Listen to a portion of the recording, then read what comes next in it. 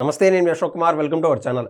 దేశవ్యాప్తంగా అందరి నోట ఒకే మాట, దాదాపు ఒక వారం వ్యవధి కూడా లేనటువంటి ఈ జూబ్లీ హిల్స్ ఉప ఎన్నికల్లో ఎవరు గెలుస్తారు అనేటువంటి చర్చలు జరుగుతూ ఉన్నాయి. ఈ సందర్భంగా మనతో పాటు చీఫ్ గెస్ట్గా విచ్చేశారు పల్స్ టుడే ఎండి అయినటువంటి రాజు గారు. నమస్తే అన్న. సార్ నమస్తే అండి. అన్న, ఇది ఏదైతే తెలంగాణలో బీఆర్ఎస్కి చావో రేవో తేల్చుకోవాల్సినటువంటి సమయం ఆసన్నం అయిపోయింది. ఎందుకంటే గతంలో ఎంపీ ఎలక్షన్స్లో అంతకుముందు ఎమ్మెల్యే ఎలక్షన్స్ వచ్చినటువంటి ఓటింగ్ పర్సంటేజ్ కంటే దాదాపు 16 to 18% తగ్గిపోయింది. ఇప్పుడు మరోసారి కన్నా బీఆర్ఎస్ కన్నా ఓటమి కన్నా పాలైతే ఇంకా బీఆర్ఎస్ కనుమరుగవుతుంది. దాంతోపాటు వాళ్ళ కుటుంబ పరిస్థితులు బాగాలేవు. వాళ్ళ కుటుంబం నుంచి కవిత గారు బయటకు వచ్చి వేరే పార్టీ పెట్టాలనుకోవడం ఇలా రకరకాలుగా జరుగుతుంది. కాబట్టి గెలుపు కేంద్రం ఎగరవేయాలని వాళ్ళొక పక్క, మరొక పక్క కాంగ్రెస్లో ఏదైతే బ్యాక్ ఎండ్లో అంటే చాప కింద నీరులాగా రేవంత్ రెడ్డిని సైడ్ లైన్ చేసేయాలా, సీఎంగా దించేయాలని చెప్పి అనేక మంది ప్రయత్నాలు చేస్తూ ఉన్నారు. ఈలోపు హైడ్రా ఎఫెక్ట్ ఒకటి, ఇలా రేవంత్ రెడ్డి గారు తన మార్కు నిర్మించుకోవాల్సినటువంటి సందర్భం మరోసారి బీజేపీ వారు కూడా గెలుపు కేతనం ఎగరేయాలని చెప్పి వాళ్ళు ప్రయత్నం చేస్తూనే ఉన్నారు. ఈ సందర్భంగా మిమ్మల్ని ఎందుకు పిలిచానంటే, అత్యంత క్షుణ్ణంగా అంటే మీరు చేసినటువంటి పూర్వం చేసినటువంటి సర్వేలు, మునుగోడు ఎలక్షన్ కావచ్చు, హుజూరాబాద్ కావచ్చు, అదేవిధంగా హైదరాబాద్కి సంబంధించినటువంటి జీహెచ్ఎంసీ ఎలక్షన్స్ కావచ్చు, అక్యురేట్గా ఉన్నాయి. కాబట్టి ఈ యొక్క ఏదైతే ఉండదో జూబ్లీ హిల్స్ ఎన్నిక, దీంట్లో ఎవరు గెలుస్తారంటే మీరేమంటారు? హాయ్, అందరికీ నమస్తే అండి. సార్, ఫస్ట్ ఆఫ్ ఆల్ ఈ జూబ్లీ హిల్స్ ఉప ఎన్నిక అనేది బీఆర్ఎస్ పార్టీకి, కాంగ్రెస్ పార్టీకి, జూబ్లీ హిల్స్కి ముగ్గురికి కూడా చాలా ఇంపార్టెంట్. ఎందుకు అంటే బీఆర్ఎస్ స్థానం ఇది. మాగంటి గోపీనాథ్ గారి మరణం వలన వచ్చిన ఎలక్షన్ కాబట్టి తన స్థానాన్ని తను నిలుపుకోవడం బీఆర్ఎస్కి ఇంపార్టెంట్. నెక్స్ట్, కాంగ్రెస్ 2 years పరిపాలన తర్వాత వచ్చిన మొట్టమొదటి ఎన్నిక కాబట్టి రూలింగ్ ఎలా ఉంది, ప్రజల్లో కాంగ్రెస్ పార్టీ మీద ఎలాంటి అభిప్రాయాలు ఉన్నాయి, మనం బాగా పనిచేస్తుంటే కనుక మనకి గెలుపు అనేది ఇస్తే కనుక మనకు ఒక సక్సెస్ ఇచ్చినట్లుగా ప్రూవ్ చేసుకోవడానికి కాంగ్రెస్ పార్టీకి ఉడికిందో లేదో తెలుసుకోవడానికి ఒక అవకాశం. అట్లాగే బీజేపీ పార్టీ కూడా ఎప్పటి నుంచో తెలంగాణలో అధికారంలోకి రావాలని ట్రై చేస్తూ అలా స్టెప్ బై స్టెప్ ఎదుగుతూ వస్తుంది కాబట్టి తనను తాను ప్రూవ్ చేసుకోవడానికి కూడా బీజేపీకి కూడా ఇది ఒక మంచి అవకాశం. సో 3 పార్టీలకు ఇది ఒక చాలా కీలకం. అన్న, ఈ సందర్భంగా మీరు గతంలో చేసినటువంటి సర్వేలు, అంటే మీరు వచ్చి ఒక అనలిస్ట్ గానో లేకుంటే ఒక సర్ఫాలజిస్ట్ గానో మీ పైన ఒక క్రెడిబిలిటీ ఏదైతే ఉన్నదో ఒకసారి మన వీక్షకులకి చూపించే ప్రయత్నం చేస్తానన్నా. ఇది మనం హుజూరాబాద్కి ఈటెల రాజేంద్ర గారు తెలంగాణ బీఆర్ఎస్ పార్టీ నుంచి బయటకు వచ్చి ఎప్పుడైతే ఆయన బీజేపీ నుంచి పోటీ చేశారో మనకు అక్కడ హుజూరాబాద్ ఉప ఎన్నిక వచ్చింది కదా, అక్కడ మనం సర్వే చేయడం జరిగింది సార్. సర్వే చేసినప్పుడు రకరకాల సర్వే సంస్థలు ఆయా ఎగ్జిట్ పోల్స్, ఈనాడుకు సంబంధించినటువంటి క్లిప్, దాంట్లో పల్స్ టుడే ఇచ్చినటువంటిది బీజేపీ వాళ్ళకి 54% వచ్చి గెలుస్తుందని ఆ రోజు మనం ఈటెల రాజేంద్ర గారు బీజేపీ తరపున 54.27%తో గెలవబోతున్నారని పోలింగ్ డే రోజు సాయంత్రం రిలీజ్ చేసిన ఎగ్జిట్ పోల్ ఇది మంది. పోలింగ్ డే తర్వాత కౌంటింగ్ చూసుకుంటే కనుక రియల్ ఫలితం బీజేపీ అభ్యర్థి ఈటెల రాజేంద్ర గారు 52%తో గెలవడం జరిగింది. టీఆర్ఎస్ పార్టీకి మనం 43% వస్తుందని చెప్పడం జరిగింది. కౌంటింగ్ అనంతరం టీఆర్ఎస్ పార్టీకి 41% వచ్చింది. సో ఇది ఎగ్జాక్ట్ మనకు మ్యాచ్ అయినట్లుగా ఇది ఒక మన సక్సెస్ గా మనం భావించవచ్చు. ఇంకా మునుగోడు ఫలితాలు ఒకసారి చూద్దాం. మునుగోడు కూడా చాలా సంస్థలు ఆయా ఎగ్జిట్ పోల్స్ ని ఇవ్వడం జరిగింది. మనం ఆ రోజు ఇచ్చినటువంటి మునుగోడు టీఆర్ఎస్ కి 42 లేదా 43 ఈ మధ్యలో ఉండొచ్చని మనం మన అంచనాని చెప్పాము. కానీ టీఆర్ఎస్ పార్టీకి వచ్చింది ఆ రోజు 42.97 మీన్స్ 43%. సో ఎగ్జాక్ట్ 100% మ్యాచ్ అయింది మంది. నెక్స్ట్, బీజేపీ అభ్యర్థి ఆ రోజు 38.5% ఓట్ బ్యాంక్ తీసుకుని సెకండ్ పొజిషన్ కి వస్తాడని చెప్పాం. బీజేపీకి ఆ రోజు వచ్చింది 38.3. సో ఎగ్జాక్ట్ మ్యాచ్ అయింది. కాంగ్రెస్ పార్టీ మనం 10% ఓటు 14% వస్తుందని చెప్పాం, మనం 10% ఓటు రావడం జరిగింది. సో ఇది ఒక మన విజయం. ఉప ఎన్నిక గురించి మనం మాట్లాడుకుంటే అదే విధంగా ఏపీ ఎలక్షన్ సార్వత్రిక ఎన్నికలు ఏదైతే జరిగినాయో దానిపైన కూడా సర్వే చేసేట్టున్నారు. అవునండి, మనం ఆంధ్రప్రదేశ్లో మన 2024లో కూటమి ప్రభుత్వం 129 స్థానాలతో అధికారంలోకి రాబోతుందని ఇచ్చామండి మన ఎగ్జిట్ పోల్ అనేది. ఒకసారి చూద్దాం. ఇది ఏపీకి సంబంధించినటువంటి మీరు ఇచ్చినటువంటి రిపోర్ట్ అండి. మనం అధికారంలోకి రావడం ఖాయం. స్థానాలు అనేది 129 వరకు టీడీపీ, కూటమి, జనసేన, బీజేపీ గెలిచేందుకు అవకాశం ఉందని మనం చెప్పడం జరిగింది సార్. ఇది పల్స్ టుడేకి సంబంధించినటువంటి రాజు గారు చేసేటువంటి సర్వేలు, ఆయన పనితీరు అద్దం పట్టినట్టు మనకైతే కనిపిస్తూ ఉన్నది.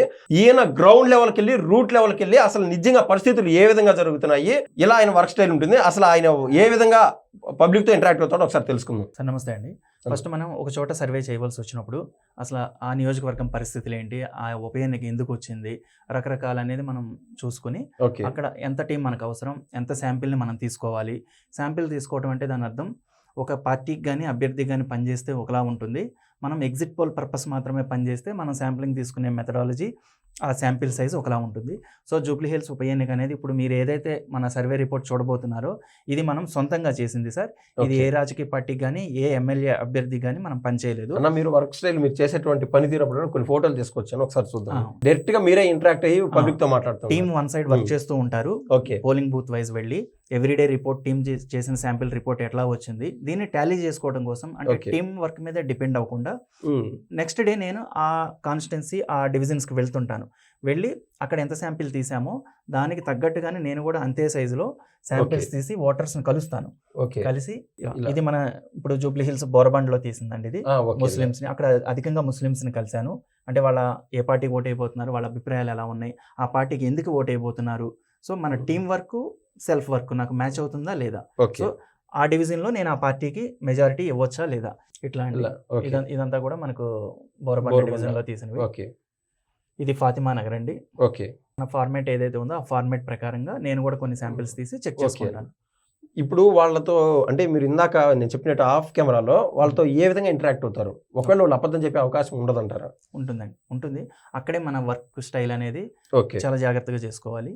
ఇప్పుడు కొంతమంది ఏంటంటే ఫీల్డ్ స్టాఫ్ సర్వే ఇన్ని శాంపిల్స్ చేయడాన్ని టార్గెట్గా పెట్టుకుని ముందుకు వెళ్ళిపోతూ ఉంటారు. వాస్తవం. సో అక్కడ క్వాలిటీ ఇంపార్టెంట్. మనం ఎన్ని చేసామన్నది కాదు, మనం చేసింది ఓటర్ కనుక స్ట్రైట్గా ఆన్సర్ చేయకపోతుంటే ఇండైరెక్ట్గా వెళ్ళి కూడా మనం ఫైనల్లీ మనకు కావాల్సిన సమాధానాన్ని రాబట్టుకోవడం మనకు అక్కడ కాన్సెప్ట్. సో ఫస్ట్ ఏంటంటే ఒక నియోజకవర్గంలో సర్వే చేస్తున్నాము అంటే అసలు ఆ ఓటర్కి ఇప్పుడు ఈ ఉదాహరణ ఈ ఓటర్ ఉన్నారు, ఏంది జూబ్లీ హిల్స్ కాన్స్టిట్యున్సీనా కాదా, లేదా పక్క కాన్స్టిట్యున్సీ ఖైరతాబాద్ షాప్స్ పెట్టుకోవచ్చు, రకరకాలుగా ఇంటి దగ్గర నుంచి రావచ్చు, ఓటు మాత్రం ఖైరతాబాద్ లో ఉండొచ్చు. ఫస్ట్ అది చెక్ చేసుకోవాలి. మనం చెక్ చేసుకోకుండా సరే ఎవరు గెలుస్తారు మీరు ఎవరు కోటేసేస్తారంటే ఆయన చెప్పేస్తాడు, పాపం ఆయనకు తెలియదు వీళ్ళు కేవలం జూబ్లీ హిల్స్ కోసం చేస్తున్నారు అని. సో మొట్టమొదటిగా మనం చెక్ చేసుకోవాల్సింది జూబ్లీ హిల్స్ ఓటరా కాదా, అది చెక్ చేసుకుంటాం. చెక్ చేసుకున్న తర్వాత ఇప్పుడు మనకి ఇక్కడ జూబ్లీ హిల్స్ లో ఉప ఎన్నిక జరగబోతుంది. 3 ప్రధాన పార్టీలు రంగంలో ఉన్నాయి. సో ఏ పార్టీ గెలుస్తుందని మీరు భావిస్తున్నారు సార్? మీరే యాజ్ ఎ ఓటర్ మీ అభిప్రాయం ఎలా ఉంది సార్? మీకు చూస్తున్నారు పరిస్థితులు, మీ షాప్ దగ్గరికి రోజుకు 100 మంది వస్తుంటారు, టాక్ వింటుంటారు, మీరేమనుకుంటున్నారు అన్నప్పుడు పరిస్థితి చూస్తుంటే నాకు ఎగ్జాంపుల్ కాంగ్రెస్ పార్టీ గెలుస్తుంది అనిపిస్తుంది అని చెప్తాడు సార్. కానీ అక్కడ మనం ఏంటి ఈయన కాంగ్రెస్ పార్టీ ఓటేస్తారు అనుకుని మనం మన యాప్ అనేది ఒక కోణం. ఆయన పబ్లిక్ టాక్ ఎలా ఉందో చెప్పాడు, అక్కడితో సర్వే అయిపోలేదు. Next question sir, public talk ఈ విధంగా ఉందని మీరు అంచనా వేస్తున్నారు కదా, మీ వ్యక్తిగతంగా వచ్చేసరికి యాజ్ ఏ ఓటర్గా మీరు పోలింగ్ బూత్కి వెళ్ళి ఓటేస్తారు కదా, మీ నిర్ణయం ఏంటి సార్? మీరు కాంగ్రెస్ పార్టీ అభ్యర్థి, బీఆర్ఎస్ పార్టీ అభ్యర్థి, బీజేపీ పార్టీ అభ్యర్థి, ఈ ముగ్గురులో మీరు ఎవరికి ఓటేయాలనుకుంటున్నారు, ఎవరు రైట్ చాయిస్ మీ కాన్స్టిట్యున్సీ కానీ మీరు అనుకుంటున్నారు అన్నప్పుడు బేసిక్గా ట్రెండ్ చూస్తే అట్లా అనుకుంటున్నారు. కానీ నేనైతే బేసిక్గా బీజేపీకి ఓటేస్తాను, లేదా నేను బీఆర్ఎస్కి వేయాలి అనుకుంటున్నాను. ఓకే కరెక్టా కదా సార్? అంటే కరెక్ట్ సార్. కారణాలు ఏంటి? మీరు బీఆర్ఎస్ పార్టీకి ఓటేయాలనుకుంటున్నారు ఎందుకు అన్నప్పుడు వాళ్ళు ఒక్కొక్క వ్యక్తి ఒక 2-3 రీజన్స్ మనకు చెప్తూ ఉంటారు. అదంతా ఒక డాక్యుమెంట్ తీసుకుంటున్నాం. అంటే బీఆర్ఎస్ పార్టీని ప్లస్ పాయింట్స్ ఏంటి, మైనస్ పాయింట్స్ ఏంటి, Congress plus or minus. Total overall sample size ఎంత కలెక్ట్ చేసింటారు ఆస్ ఆఫ్ టుడే? మనం ఈ టర్మ్ లో ఇది ప్రీపోల్ సర్వే అండి. మళ్ళీ మనం ఎగ్జిట్ పోల్ చేస్తాం. ప్రీపోల్ సర్వేకి 3500 శాంపిల్ తీసుకున్నాం, ఇంక్లూడింగ్ నేను చేసిన శాంపిల్స్ తో సహా. అంటే డివిజన్ వైజ్ చూసుకుంటే మనకు ప్రతి డివిజన్ కి వెళ్ళి మనం 500 ఓటర్స్ ని కలిసాం. దాదాపు 1,00,000 పైచీలకు ముస్లిం ఓటర్స్ ఉన్నారు ఇక్కడ జూబ్లీ హిల్స్ నియోజకవర్గానికి సంబంధించి. ఈ ముస్లిమ్స్ ఎటువైపు ఉన్నారు? యాక్చువల్గా ప్రతి డివిజన్ ఒక్కొక్క డివిజన్లో పరిస్థితి ఒక్కొక్కలా ఉందండి. నియోజకవర్గ ముస్లిమ్స్ అందరూ ఒక పక్కే లేరు. ఒక్కొక్క డివిజన్లో కాంగ్రెస్ వైపు ఉన్నారు, ఒక్కొక్క డివిజన్లో బీఆర్ఎస్ వైపు ఉన్నారు. ఏ డివిజన్లో కాంగ్రెస్ వైపు ఉన్నారు, ఏ డివిజన్లో బీఆర్ఎస్ వైపు ఉన్నారు అనేది మనం రిపోర్ట్ చూసినప్పుడు మీకు ఎక్స్ప్లెయిన్ చేసుకుందాం. ఓవరాల్ చూసుకుంటే కనుక జూబ్లీ హిల్స్ నియోజకవర్గంలో ఎస్పెషల్లీ ముస్లిం నాన్ ముస్లిం కింద డివైడ్ చేసి తీసుకున్నాం. అన్ని డివిజన్లో చూసుకున్న తర్వాత ఓవరాల్గా ముస్లిమ్స్ అత్యధికంగా బీఆర్ఎస్ పార్టీకే పట్టం కడుతున్నారు. దానికి కొన్ని స్పెసిఫిక్ రీజన్స్ ఉన్నాయి. ముస్లిం ఓట్ బ్యాంకు కాంగ్రెస్ పార్టీకి టర్న్ అవ్వట్లేదు. ఎందువల్ల? దానికి రీజన్స్ ఉన్నాయి సార్. ఇప్పుడు ముస్లిం ఓటర్ని మనం సర్వే చేసినప్పుడు ఏ పార్టీకి ఓటేస్తున్నారు సార్, మీరు ఎవరిని సెలెక్ట్ చేసుకోబోతున్నారు అన్నప్పుడు బీఆర్ఎస్ అన్న వాళ్ళ దగ్గర నుంచి మనం తీసుకునే ఇన్పుట్స్ ఏంటంటే బీఆర్ఎస్ పార్టీ గత హయాంలో గత 10 సంవత్సరాల్లో చాలా మంచి కార్యక్రమాలు చేశారు. ఉదాహరణ షాదీ ముబారక్ అని, ఇట్లా Okay. చాలా రంజాన్ తోఫా అని ఇట్లా మంచి కార్యక్రమాలు, రోడ్లన్నీ జరిగింది కూడా మాగంటి గోపీనాథ్ గారు ఉన్నప్పుడు ఈ రోడ్లు వేశారు. ఓకే. గోపీనాథ్ గారు ఎప్పుడు వీధుల్లోకి వచ్చేవాళ్ళు. But on the other hand ఇప్పుడు నవీన్ యాదవ్ గారు ఎవరైతే కాంగ్రెస్ నుంచి పోటీ చేస్తున్నారో ఆయన ఇండిపెండెంట్ అభ్యర్థిగా కూడా గతంలో పోటీ చేయడం జరిగింది. చేశారు. తర్వాత కాలంలో ఎంఐఎం తో కలిసి పోటీ చేయడం జరిగింది. అవును. ఇప్పుడు ఎంఐఎం వారు కూడా కాంగ్రెస్ తో సపోర్ట్ గా ఉన్నారు. అవును. అంటే ఈ ఇంపాక్ట్ అనేది లేదన్న. దాంతోపాటు ఇప్పుడు అజారుద్దీన్ గారికి ఈ ఏదైతే మంత్రి పదవి ఇచ్చారో ఆ ఇంపాక్ట్ అన్ని కాంగ్రెస్ కి కొద్ది మేర ఒక 10 to 15% అన్న. హోరాహోరీ ఫైట్ ఉంది. Okay. ఈ హోరాహోరీ ఫైట్ లో ముస్లిమ్స్ సపోర్ట్ అనేది అనుకున్న స్థాయిలో కాంగ్రెస్ కి రావడం లేదు. ఓకే. ఎందువల్ల ఏంటంటే ఇప్పుడు అజారుద్దీన్ గారికి మంత్రి పదవి ఇచ్చిన దాన్ని ముస్లిమ్స్లోనే, ఎస్పెషల్లీ ముస్లిమ్స్లో ఎలక్షన్ స్టంట్గానే చూస్తున్నారు. ఓకే. అంటే అజారుద్దీన్ గారికి మంత్రి పదవి ఇచ్చారు, ఓకే, కానీ మాకు వచ్చే యూజ్ ఏంటి? దానివల్ల ఆయనకు పదవి వన్నె తెస్తుంది తప్ప ఓకే. మాకు కాలనీలు కానీ, రోడ్లు కానీ, డ్రైనేజీలు కానీ వీటి మీద గత ఈ 2 yearsలో కాంగ్రెస్ పార్టీ ఏం పనులు చేయలేదు. ఓకే. పనితీరు మేము బేరీజ్ వేసుకుంటుంటే కేసీఆర్ ఉన్నప్పుడే మాకు బాగుంది. ఉదాహరణకు డ్రింకింగ్ వాటర్ కానీ, అసలు వాటర్ సమస్య ఉండేది కాదు, కరెంటు సమస్య ఉండేది కాదు. ఇప్పుడు వాటర్ సరిగా రావట్లేదు. ఓకే. ఎగ్జాంపుల్గా మీరే చూడండి, ఇప్పుడు ఈ నాళాలన్నీ కూడా పొంగి రోడ్ల మీద పొరులుతుంది. ఓకే. వాటరే మనకు సమస్య చూపిస్తున్నాడు. పైన హైడ్రా ఇంపాక్ట్ ఏమైనా ఉందా? వెరీ గుడ్ పాయింట్ అండి ఇది. ఈ పాయింట్ను కూడా మనం కవర్ చేసాం. హైడ్రా ఎఫెక్ట్ అనేది జూబ్లీ హిల్స్ నియోజకవర్గ ఓటర్ల మీద ఏం లేదు, అసలు ఓకే. ఆలోచనే లేదు. ఓకే. ఎందుకంటే ఆ ఇంపాక్ట్ కాంగ్రెస్ పార్టీ మీద వ్యతిరేకత ఉంది కానీ హైడ్రా పాయింట్ అనేది ఇక్కడ ప్రజలు పట్టించుకోవట్లేదు. దీని ప్రభావం వేరే నియోజకవర్గాల్లో ఉంది. ఓకే అన్న, బీఆర్ఎస్ కి సంబంధించి అభ్యర్థి ఎవరైతే పోటీ చేస్తున్నారో ఒక మహిళ కాబట్టి దాంతోపాటు తన భర్తను కోల్పోయి ఉన్నారు, ఏదన్నా సింపతి వర్కౌట్ అవుతుందా? సింపతి ఫ్యాక్టర్ అనేది ఎక్కువ లేదండి. ఓకే. సింపతి చూసి ఓటేయట్లేదు. ఓకే. చూసేది 2 పాయింట్స్. ఒకటి బీఆర్ఎస్ పనితీరు, గోపీనాథ్ గారు పనితీరు. సో గోపీనాథ్ గారు బాగా చేశారు కాబట్టి ఆబ్వియస్లీ ఈవిడ కంటిన్యూ చేస్తారు. ఓకే. సో భర్త మరణించాడు. నెక్స్ట్ ఇంకొకటి ఏంటంటే వాళ్ళ ఇద్దరు కుమార్తెలు కూడా ఇంటింటి ప్రచారం చేస్తున్నారు. సో దానికి ప్రజలు కూడా కొద్దిగా కనెక్ట్ అవుతున్నారు. ఓకే. సో అసలు ఈ సీటు వీళ్ళదే కదా. ఓకే. సో నవీన్ యాదవ్ గారు నిరంతరం ప్రజల్లో ఉండేటువంటి వ్యక్తిని సహజంగా మనం వింటూ ఉంటాం, ఎప్పుడు అందుబాటులో ఉంటాడు. దాంతోపాటు ఆయన పైన కొన్ని ఆబ్లిగేషన్స్ ఏంటంటే, అంటే వాళ్ళ తండ్రి కాలం నుంచి కూడా, ఎందుకంటే కొన్ని కేసులు ఇరుక్కొనడం కానీ, అతని పైన రౌడీజం చేస్తాడు అనేటువంటి ఏదైనా ఇంపాక్ట్ కానీ, అపవాదం కానీ, ఇదన్నీ ఏదన్నా ప్రజల మనసుల వరకు ఉన్నాయి. ఇప్పుడు నవీన్ యాదవ్ గారి గురించి చూసుకుంటే కనుక ఓటు వేసేవాళ్ళు, వెయ్యని వాళ్ళు, వేస్తున్న వాళ్ళు ఏంటి అంటే నవీన్ యాదవ్ గారికి గుడ్ ఇమేజ్ ఉంది. నవీన్ యాదవ్ మంచి వ్యక్తి, యువకుడు, ఏ పని కావాలన్నా కూడా ఇప్పుడు మనం అర్ధరాత్రి వెళ్ళినా కూడా పని చేసి పెడతాడు. ప్లస్ పాయింట్ ఏంటంటే ఆయన సొంతంగా సేవా కార్యక్రమాలు చేస్తున్నాడు. ఒక వ్యక్తి ప్రాబ్లం ఉందని నవీన్ యాదవ్ గారు ఆఫీస్కి వెళ్ళినా, ఇంటికి వెళ్ళినా ఆ పని ఫినిష్ చేసుకున్నాకే మేము బయటకు వస్తున్నాం. సో ఆ విషయంలో మాకు ఆయన ఓకే. కానీ కాంగ్రెస్ పార్టీ ప్రభుత్వం మీద ఉన్న వ్యతిరేకతే ఆయనకు ఇప్పుడు మైనస్ ఆటంకంగా మారింది. ఓకే అన్న, సహజంగా పబ్లిక్ లో ఉన్నటువంటి చిన్నపాటి డౌట్లు నాకు తెలిసి ఇటువంటి కోణంలో మీరు ఆలోచన చేస్తుంటారు, సర్వేగా చేస్తుంటారు, కానీ ఆ డౌట్ ఉన్నది నేను అడుగుతున్నాను. నెక్స్ట్ ఇంకొక పాయింట్ అడిగారు మీరు, ఈ రౌడీయిజం గ్యాంగ్స్ అనేది ఆ ప్రస్తావన కూడా మనం ప్రస్తావించడం జరిగింది. నవీన్ యాదవ్ బేసిక్ గా మంచివాడే, సో ఆయన వల్ల మాకు ఇబ్బంది లేదు. కానీ వెనకున్న గ్యాంగ్స్ మీద కొద్దిగా భయాందోళనకు గురవుతున్నట్లుగా చెప్తున్నారు. కానీ ఆ భయాందోళనకి ఎటువంటి రీజన్స్, కారణాలు ఉన్నాయా, ఏమన్నా మీరు ఇబ్బంది ఫేస్ చేశారా అంటే మాత్రం సమాధానం లేదు. కానీ దాన్ని రోమర్గా చూడాలో, నిజంగా ఏమన్నా జరుగుతున్నాయి అనేది చూడాలి. కానీ నవీన్ యాదవ్ గారు ఈ విషయం మీద ప్రజలు కనుక కన్విన్స్ చేసుకోగలిగితే, నా నుంచి కానీ నా వెనకాల ఉన్న అనుచరుల నుంచి కానీ ప్రజలకు ఎటువంటి ఇబ్బంది లేదు, అది కేవలం రూమర్సే, ఏ రోజన్నా మీకు ఏదైనా సమస్య వచ్చిందా, ఒకవేళ అట్లాంటి సమస్య కనుక నా అనుచర గణం మార్పులు చేర్పులు జరుగుతాయి, నా అనుచర గణం నుంచి ఏ సమస్య మీకు వచ్చినా నేను యాక్షన్ తీసుకుంటాను, అట్లాంటి పరిస్థితి రాదు అని ప్రచారంలో కనుక ఒక్క మాట ఈ ప్రస్తావన కనుక చేయగలిగితే ప్రజల మనసులో ఉన్న ఆ చిన్న కన్ఫ్యూజన్ అనేది క్లియర్ అవుతుంది. కన్ఫ్యూజన్ అనేది ఉంది గ్యాంగ్స్ మీద. ఓకే అన్న, పీజేఆర్ గారి తనయుడు అయినటువంటి విష్ణువర్ధన్ రెడ్డి అతను కూడా పోటీ చేయాలని అనుకున్నాడు, ఆశపడినాడు, కానీ అతనికి టికెట్ అయితే దక్కలేదు. అతను ఏదన్నా జూబ్లీ హిల్స్ ఈ ఎలక్షన్ సమయంలో వాళ్ళకి ఏమన్నా సపోర్ట్ గా నిలుస్తున్నాడా, నాకు ఎందుకు లేని వదిలేస్తున్నాడా? అంటే ప్రచారం చూసినా, ఆయన స్పీచెస్ చూసినా సపోర్ట్ గా ఉన్నట్లుగానే అనిపిస్తుంది. కానీ ఇంకొక విషయం ఏంటంటే ఇక్కడ పీజేఆర్ విష్ణువర్ధన్ రెడ్డి గారి ఎఫెక్ట్ ఓటర్స్ మీద ఈ సందర్భంలో లేదు. ఆయన్ని చూసి మేము ఓటేస్తాం, పీజేఆర్ గారి వల్ల ఓటేస్తాం, విష్ణువర్ధన్ రెడ్డి మద్దతుగా అది గ్రౌండ్ వర్క్ వెనకాల చేసుకుంటున్నట్లు అనిపిస్తుంది కానీ ఓటర్స్ మీద ప్రభావం లేదు. ఒకవేళ విష్ణువర్ధన్ రెడ్డి గారు ఇప్పుడు కాంగ్రెస్ కి సపోర్ట్ లేకపోయినా సరే ఏదైతే బీఆర్ఎస్ కి వస్తుందో అదే వస్తుంది తప్ప ఆయన ఇంపాక్ట్ పెద్దగా లేదు. అన్న, మీ మాదిరినే ఇప్పుడు కేకే సర్వే కావచ్చు, రకరకాల సర్వేలు చూసినాము, వాళ్ళు చెప్పడం వల్ల బీజేపీ అనేది థర్డ్ పొజిషన్ లో ఉంది. అవునండి. అయితే ఇంకో జనరల్గా సహజంగా పబ్లిక్లో అనుకునేది ఏంటంటే ఆ పలానా పార్టీకి ఓటేస్తే అది మురిగిపోయినట్టే, ఈ గెలుపోవటం మనం డిసైడ్ చేద్దాం అని చెప్పి వాళ్ళ ప్రజల మనసు ముందు బీజేపీకి ఎంత అయితే ఓటింగ్ పర్సెంటేజ్ ఉందో అది మారి మిగిలిన 2 పార్టీలపైకి వెళ్ళేటువంటి అవకాశం ఉందా ఇలా ప్రీపోల్ సర్వేలు రావడం మూలాన? ఉందండి. ఇక్కడ ఏంటంటే బీజేపీ పార్టీ ఈ ఎలక్షన్ ని సీరియస్ గా తీసుకోలేదు. ఫస్ట్ ఆఫ్ ఆల్ ఓకే, వెనకబడిపోయింది. క్యాంపెయినర్స్ కూడా పెద్దగా సీరియస్ గా తీసుకోలేదు, ఓకే, వెనకబడిపోయింది. 3వ స్థానానికి పరిమితం అన్నది రైట్, ఓకే, వేరే సంస్థలు చెప్పినట్లు. అయితే ఇంకొక విషయం ఏంటంటే ఇక్కడ బీఆర్ఎస్ మన శాంపిల్స్ తీసుకుంటూ వెళ్తున్న క్రమంలో బీఆర్ఎస్ ఫ్యాన్స్ కానీ బీఆర్ఎస్ కార్యకర్తలు కానీ ఓకే, బీఆర్ఎస్ పార్టీకి ఓటు వేసే ఓటర్స్ తగులుతారు కదా, ఓకే, వాళ్ళ మనసులో ఉన్న ఇది ఒక స్పెషల్ పాయింట్ అండి. ఇది ఓకే, ఇదేంటి అంటే బీఆర్ఎస్ ఓటర్స్కి కాంగ్రెస్ పార్టీ గెలవడం ఇష్టం లేదు. ఇది ఒక స్పెషల్ ప్రస్తావన. ఓకే, వాళ్ళు చాలా మంది చెప్పారు. ఈ ఇట్లా చెప్పిన పర్సంటేజ్ మనకు 6-7% వచ్చింది. సేమ్ ఇదే టాపిక్ ని డిస్కస్ చేసిన వాళ్ళు నాతో. సారీ, బీజేపీ ఓటర్స్ కి, బీజేపీ ఓటర్స్ కి. ఓకే, బీజేపీ ఓటర్స్ ఏమంటున్నారు అంటే మాక్సిమం మా అభ్యర్థి గెలుస్తాడన్న నమ్మకం మాకు లేదు, ఓకే, బట్ మేము ట్రై చేస్తున్నాం.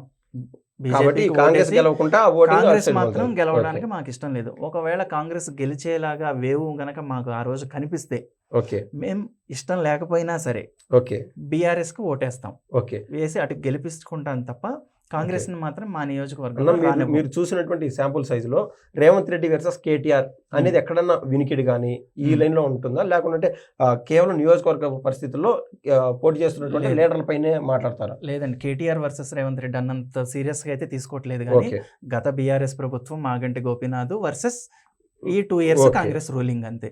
ఓకే, సరేనా. ఓవరాల్ గా ఇప్పుడు మీ కోఆర్డినేటర్ పిలుద్దాము, అంటే ఎక్కడ ఏ సెగ్మెంట్ లో ఏ విధంగా ఉంది పరిస్థితి ఒకసారి చూసే ప్రయత్నం చేద్దాం. 7 divisions కూడా ఈ చాలా దగ్గర ఉండి మానిటరింగ్ చేసిన కోఆర్డినేటర్ ఇప్పుడు మనతోనే ఉన్నారు.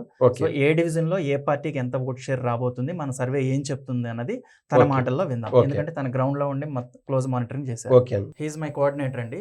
మనం ఇప్పుడు జూబ్లీ హిల్స్ ప్రతి డివిజన్ కూడా దగ్గరుండి ఫీల్డ్ స్టాఫ్ వెనకాల ఏం జరుగుతుంది, ఏ పార్టీకి ఎంత వస్తుంది అనేది మొత్తం క్లోజ్ మానిటరింగ్ చేసి తను దగ్గర ఉండి అబ్జర్వ్ చేశారు. సో ఏ డివిజన్ ఎంత ఏ పార్టీకి వస్తుంది అనేది అతని మాటల్లోనే విందాం మనం. చెప్పండి అనిల్ గారు, ఇప్పుడు మనకు డివిజన్ వైజ్గా పార్టీ బలాబలాలు మన సర్వే ఏం చెప్తుంది అన్నది మనం ప్రజలకు వివరించే ప్రయత్నం చేద్దాం. షూర్ సార్, షూర్, ఖచ్చితంగా. ఇప్పుడు మనకి మొత్తం జూబ్లీ హిల్స్ కాన్స్టిట్యున్సీ మొత్తం వచ్చేలోపలికి మనకు మొత్తం 7 డివిజన్లు ఉన్నాయి. ఈ డివిజన్ వారీగా అంటే ఏ పార్టీకి ఎంత ఓటు పర్సంటేజ్ అనేది రాబోతుంది అనేది ఇప్పుడు మనం చూద్దాం. ముందుగా ఎర్రగడ్డ డివిజన్, అంటే ఎర్రగడ్డ డివిజన్ ప్రకారం మన సర్వే ప్రకారం ఏ పార్టీకి ఎంత పర్సంటేజ్ ఓటు రాబోతుంది అనేది ఇప్పుడు మనం చూద్దాం. ముందుగా మనం వచ్చేసరికి బీఆర్ఎస్ పార్టీకి 40% అనేది ఓటు రాబోతుంది, ఓటు షేర్. అదేవిధంగా కాంగ్రెస్ పార్టీకి వచ్చే లోపలికి 56% అనేది ఓటు రాబోతుంది. అదేవిధంగా చివరిగా బీజేపీ వచ్చేసరికి 4% అనేది ఓటు రాబోతుంది. యాక్చువల్గా ఈ ఓట్ పర్సంటేజ్ ఈ విధంగా రావడానికి గల కారణాలు ఏంటి అనే దాని గురించి ఇప్పుడు మనం పూర్తిగా విశ్లేషిద్దాం. సో ఓవరాల్గా ఎర్రగడ్డ డివిజన్లో మన సర్వే ప్రకారం కాంగ్రెస్ పార్టీ లీడ్లో ఉంది ఇక్కడ. ఎస్ సార్, అంతే కదా? Yes sir. ఓకే, మార్జిన్ ఎంత ఉంది మనకి? ఎర్రగడ్డ మార్జిన్ వచ్చేసరికి మనకి 16% అనేది ఉంది సార్. కాంగ్రెస్ లీడ్లో ఉంది ఇక్కడ. ఎస్, కాంగ్రెస్ అనేది లీడ్లో ఉంది. నెక్స్ట్ 2వ డివిజన్ వచ్చేలోపలికి రెహమత్ నగర్ డివిజన్. ఈ రెహమత్ నగర్ డివిజన్లో మన సర్వే ప్రకారం ఏ పార్టీకి ఎంత ఓట్ షేర్ రాబోతుంది అనేది కూడా ఒకసారి మళ్ళీ చూద్దాము. ఇక్కడ మనం చూసుకుంటే బీఆర్ఎస్ పార్టీకి 32% అనేది రాబోతుంది. కాంగ్రెస్ పార్టీకి వచ్చేలోపలికి ఇక్కడ 63% అనేది రాబోతుంది. అదేవిధంగా బీజేపీకి వచ్చేసరికి 5% అనేది రాబోతుంది. ఇక్కడ మనం చూసుకుంటే బీఆర్ఎస్ ఆర్ కాంగ్రెస్ ఈ 2 పార్టీ మార్జిన్స్ వచ్చే లోపలికి 31% అనేది మనకి రాబోతుంది. అంటే ఫైనల్లీ రెహమత్ నగర్లో కూడా కాంగ్రెసే మొదటి స్థానంలో ఉంది. కాంగ్రెస్కి ఎక్కువ ఓటింగ్ అనేది వస్తుంది. Next division, next Vengalrao Nagar division. ఇక్కడ మనం చూసుకుంటే బీఆర్ఎస్ పార్టీకి 35% అనేది రాబోతుంది. కాంగ్రెస్కి వచ్చేసరికి 50% అనేది రాబోతుంది. నెక్స్ట్ బీజేపీకి వచ్చే లోపలికి 15% అనేది ఇక్కడ రాబోతుంది. ఓవరాల్గా మార్జిన్ వచ్చేసరికి మనకి ఇక్కడ 15% అనేది వస్తుంది. సో వెంగళరావు నగర్లో కూడా కాంగ్రెస్కే లీడ్ ఎక్కువ ఉంది, కాంగ్రెస్కే ఎక్కువ ఓటు రాబోతుంది. ఇప్పటివరకు జరిగిన 3 డివిజన్స్లో కూడా కాంగ్రెస్ పార్టీయే లీడ్లో ఉంది. Next division, next Borabanda division. Borabanda division వచ్చేసరికి మన సర్వే ప్రకారం బీఆర్ఎస్ పార్టీకి 56% అనేది రాబోతుంది. అదేవిధంగా కాంగ్రెస్ పార్టీకి వచ్చే లోపలికి 33% అనేది రాబోతుంది. నెక్స్ట్ బీజేపీ వచ్చేసరికి 11% అనేది ఇక్కడ మనకి నమోదవడం జరుగుతుంది. ఈ 2 పార్టీలు అంటే బీఆర్ఎస్ ఆర్ కాంగ్రెస్ ఈ 2 పార్టీలకి వేరియేషన్ వచ్చే లోపలికి 23% అంటే 23% అనేది మార్జిన్ అనేది బీఆర్ఎస్కి ఎక్కువగా ఉన్నది. సో బోరబండ డివిజన్లో బీఆర్ఎస్కి ఎక్కువ ఓట్ అనేది పోల్ అవుతుంది. మరొక డివిజన్ వచ్చేసరికి షేక్పేట్ డివిజన్. మనకి ఇక్కడ షేక్పేట్ డివిజన్ వచ్చేసరికి బీఆర్ఎస్ పార్టీకి 66% అనేది రాబోతుంది. కాంగ్రెస్ పార్టీకి వచ్చే లోపలికి 31% అనేది రాబోతుంది. నెక్స్ట్ బీజేపీ పార్టీకి వచ్చే లోపలికి కేవలం 3% మాత్రమే ఇక్కడ ఓట్ షేర్ అనేది నమోదవుతుంది. ఇక్కడ మనం చూసుకుంటే బీఆర్ఎస్ కాంగ్రెస్ పార్టీ కంటే బీఆర్ఎస్ పార్టీ 35% అనేది ఎక్కువ మార్జిన్ అనేది ఇక్కడ మనకు కనబడుతుంది. సో షేక్పేట్లో కూడా బీఆర్ఎస్కి ఎక్కువ ఓటింగ్ అనేది పడబోతుంది. Next Yousufguda division. ఈ యూసఫ్గూడ డివిజన్ వచ్చేసరికి మనకి బీఆర్ఎస్ పార్టీకి 58% అనేది రాబోతుంది. అదేవిధంగా కాంగ్రెస్ పార్టీకి 37% అనేది రాబోతుంది. నెక్స్ట్ చివరిగా బీజేపీ పార్టీకి వచ్చేలోపలికి కేవలం 5% మాత్రమే రాబోతుంది. సో యూసఫ్గూడలో కూడా బీఆర్ఎస్కి ఎక్కువ ఓటింగ్ అనేది పోల్ అవబోతుంది.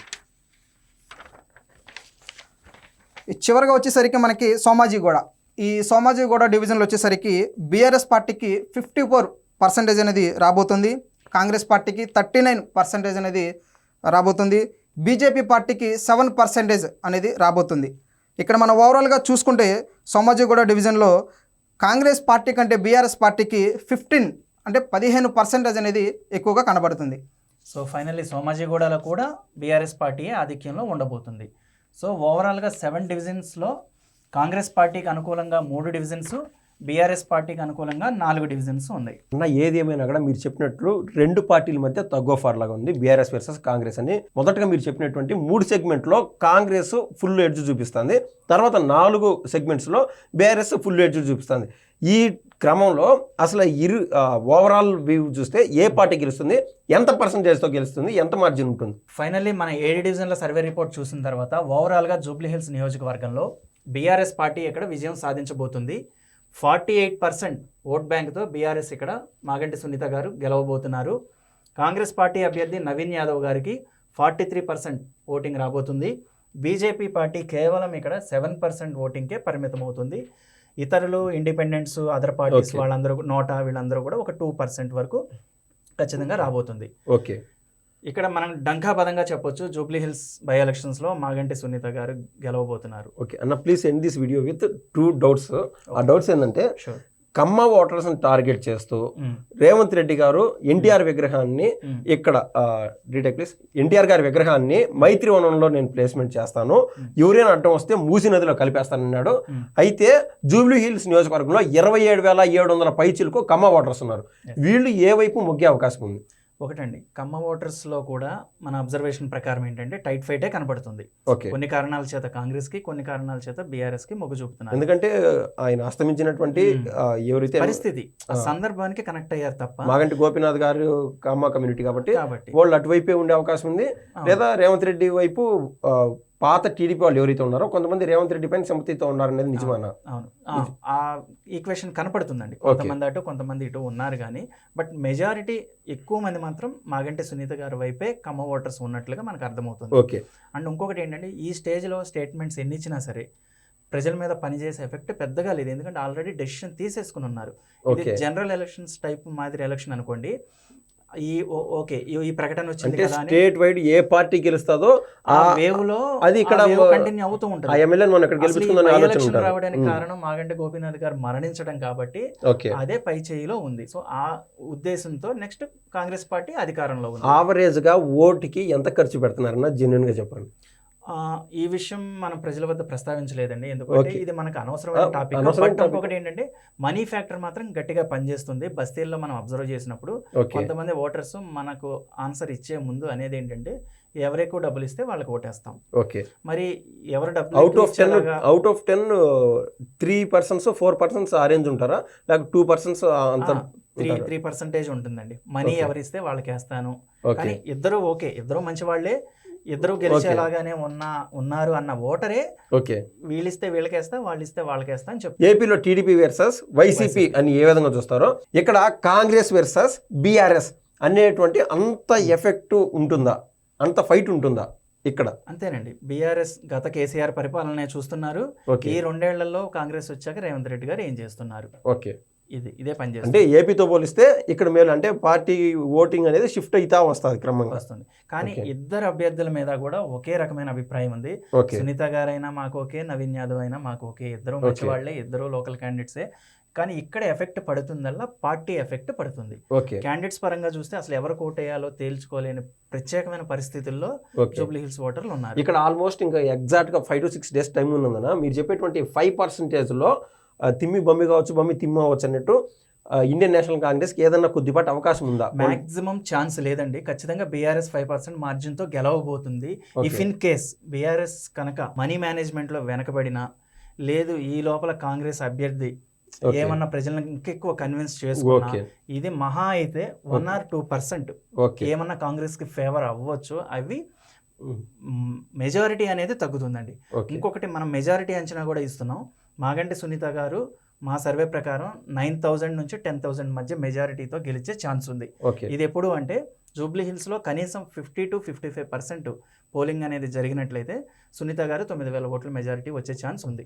ఈ బీఆర్ఎస్ మార్జిన్ ఎగ్జాక్ట్ 5% వస్తుందని చాలా గట్టిగా బిలీవ్ చేస్తున్నాను.